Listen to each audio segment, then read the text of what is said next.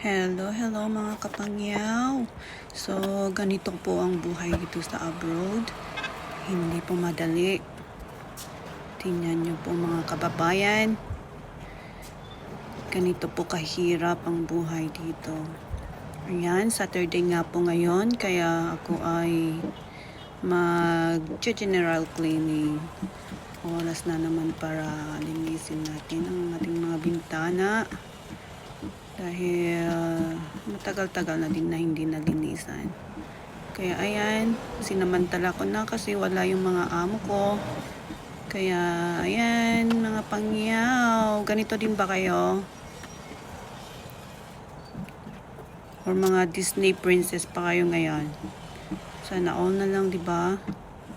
So ayan, yung ginagamit kong panlinis dito is tubig lang siya kasi medyo mahina ako sa mga chemical. Sumisikip yung dibdib ko kapag nakakaamoy ako ng chemical. Kaya mostly sa mga panlilinis ko is patubig-tubig lang. Okay naman sa amo ko, hindi siya maarte. Nakakatipid pa nga siya eh.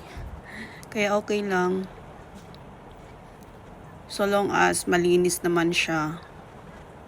Wala siyang pakialam. Kaya yan, linis-linis din pag may time.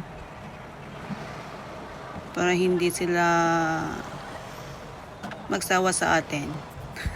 Para hindi naman puro cellphone ang hawak, di ba? Mga pangyaw.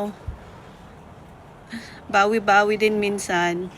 Magsipag-sipagan. Kunyari, masipag.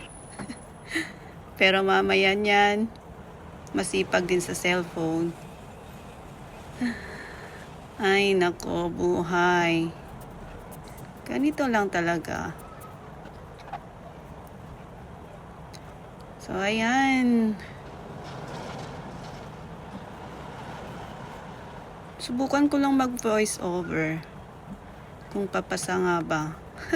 Subukan ko din lang mag-edit. Hindi ko alam eh. This is my first time, you know. Napa-English si Kunyang. Ay, nako.